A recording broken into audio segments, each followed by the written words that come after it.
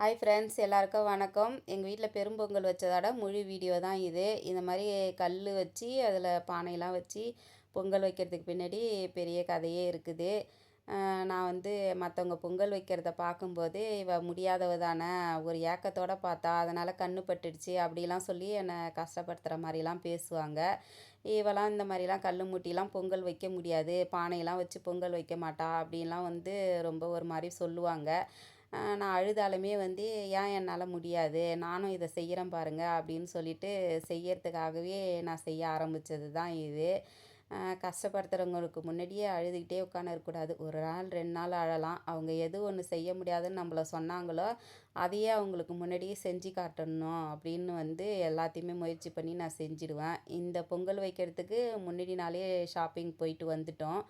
காலையில் 4 மணிக்கு எழுந்திரிச்சு வாசல் பெருக்கி ஒரு கோலத்தை போட்டுட்டு அதுக்கப்புறம் குளிச்சுட்டு சாமி ரூம்பெல்லாம் க்ளீன் பண்ணி விளக்கு பாத்திரத்தெல்லாம் விளக்கி மஞ்சள் குங்குமம் வச்சோம். நானும் என்னுடைய 2 பொண்ணுங்களும் இதெல்லாம் செஞ்சுட்டு இருக்கும்போதே ஹஸ்பண்ட் வீட்டெல்லாம் பெருக்கி மாப் போட்டு விட்டுட்டார்.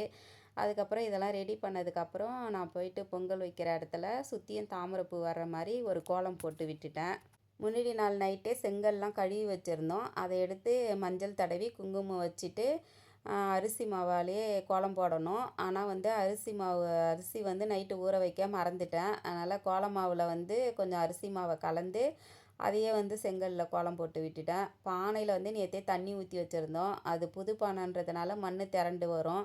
அதனால் ஹஸ்பண்ட் அதை நல்லா தேய்ச்சி கழுவி கொடுத்தாரு. அதில் மஞ்சள் தடவி பொட்டு வச்சு மஞ்சள் கிழங்கு சுற்றி கட்டி விட்டுட்டேன்.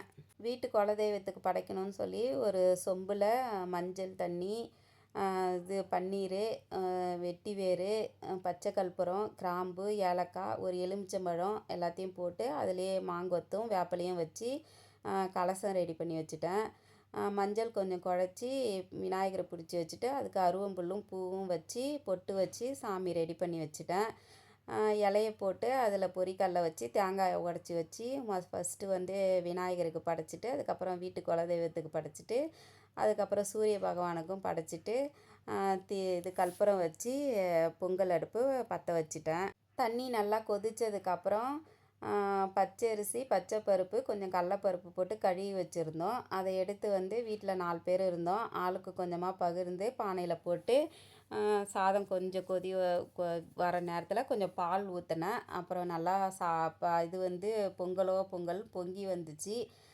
நல்லா வெந்ததுக்கப்புறம் வெல்லத்தை உடச்சி போட்டு கொஞ்சம் தேங்காய் துருவி போட்டு முந்திரி, திராட்சை, ஏலக்காய் எல்லாத்தையும் நல்லா வறுத்து அதில் போட்டு பொங்கல் பொங்கியாச்சு. நான் இது எல்லாத்தையும் செய்கிறதுக்கு என்னை சுற்றி 3 பேர் எங்கள் வீட்டில் ஹெல்ப் பண்ணிக்கிட்டு இருந்தாங்க. இதில் வீடியோவில் யாருமே வரல. இது நான் செங்கல்லாம் ரெடி பண்ணும்போதே அதை சுற்றி கரும்புலாம் வச்சு அதுக்கு மேலே மாங்கொத்து வேப்பிலையெல்லாம் என்னோடய ஹஸ்பண்டு தான் கட்டி விட்டார். அதுக்கப்புறம் வாசலில் மாவு இலை தோரணம் அதெல்லாம் அவர் தான் கட்டி விட்டார். சுற்றி பொண்ணுங்க இந்த விளக்கு எடுத்துகிட்டு கொடுக்குறது எல்லா வேலையும் சுற்றி இருக்கிற அத்தனை வேலையுமே 3 பேர் தான் செஞ்சாங்க. நீங்கள் சாரீ கட்டி இருக்கிறீங்க, எந்திரிச்சு எந்த வேலையும் செய்ய தேவையில்ல, நாங்கள் பார்த்துக்குறோம் அப்படின்னு சொல்லிட்டு அவங்க தான் எல்லாருமே எடுத்துகிட்டு கொடுத்து எல்லா வேலையும் பார்த்தாங்க. நான் அடுப்பு பற்ற வச்சு பொங்கல் வைக்கிறது, படைக்கிறது இது மட்டும்தான் என்னுடைய வேலை. நான் இதெல்லாம் செஞ்சுக்கிட்டு இருக்கும்போதே 2 பொண்ணுங்களும் உள்ளார போயிட்டு படைக்கிறதுக்கு தேவையான சாதம், வடை, பாயாசம் மற்றபடி எல்லாமே அவங்க சமைச்சி முடிச்சிட்டாங்க. நான் பொங்கல் வச்சோடனே அவங்க எல்லாத்தையுமே ரெடி பண்ணி வச்சுருந்ததுனால உள்ளார போய் படைக்கிற வேலை மட்டும்தான் எனக்கு இருந்தது. எல்லாம் முடிச்சுட்டு நாங்கள் போய் படைச்சிட்டோம். எனக்கு திருமணமாகி 24 வருஷம் ஆகுது. 25வது வருஷம் வரப்போகுது. இந்த 24 வருஷத்தில் நான் கொண்டாடின பொங்கலை விட இது எனக்கு ஒரு ஸ்பெஷலான பொங்கல்னு தான் நான் சொல்லுவேன். நான் இவ்வளோ நாளாக என்னோடய லைஃப்பில் நான் எப்படி வாழறேன், நான் எப்படி ஒரு ஃபெஸ்டிவலை கொண்டாடுறேன் அப்படின்றதெல்லாம் என்னை கஷ்டப்படுத்தினவங்களுக்கு யாருக்குமே தெரியாது.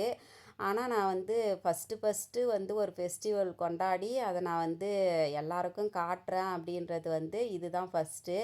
இது வரைக்கும் நான் எப்படி இருக்கிறேன்றது யாருக்குமே தெரியாமல் இருந்தது. இப்போ இந்த யூடியூப் மூலிமா என்னோடய லைஃப்பை நான் எப்படி ஹாப்பியாக வாழறேன் அப்படின்றது காட்டுறதுக்கான ஒரு வாய்ப்பாக எனக்கு இருக்குது.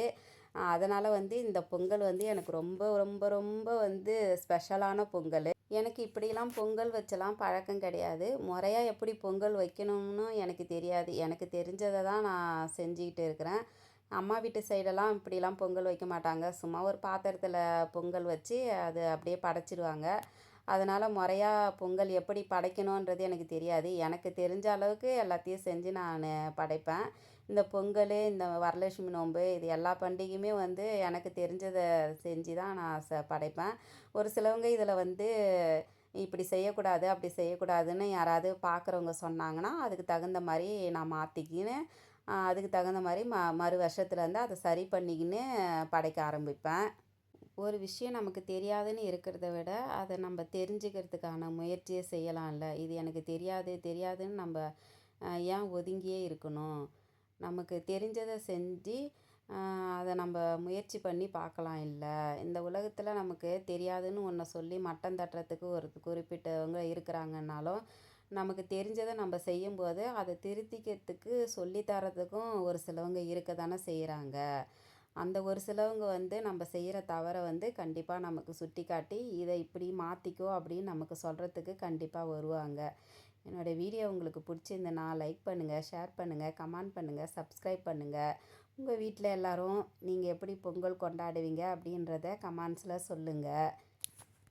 நான் இன்றைக்கி வச்ச பொங்கலில் வந்து ஏதாவது தவறு பண்ணியிருந்தேன்னா எனக்கு கண்டிப்பாக வந்து யாராவது சொல்லுங்கள், இதை மாற்றிக்குமா அப்படின்னு சொல்லுங்கள். அடுத்த வருஷம் பொங்கலில் நான் என்னென்னலாம் பொங்கல் வைக்கிறதுல சின்ன சின்ன தவறுலாம் செஞ்சு இருக்கிறேனோ அதை எல்லாத்தையும் அடுத்த வருஷம் பொங்கலில் நான் கண்டிப்பாக மாற்றிக்குவேன்.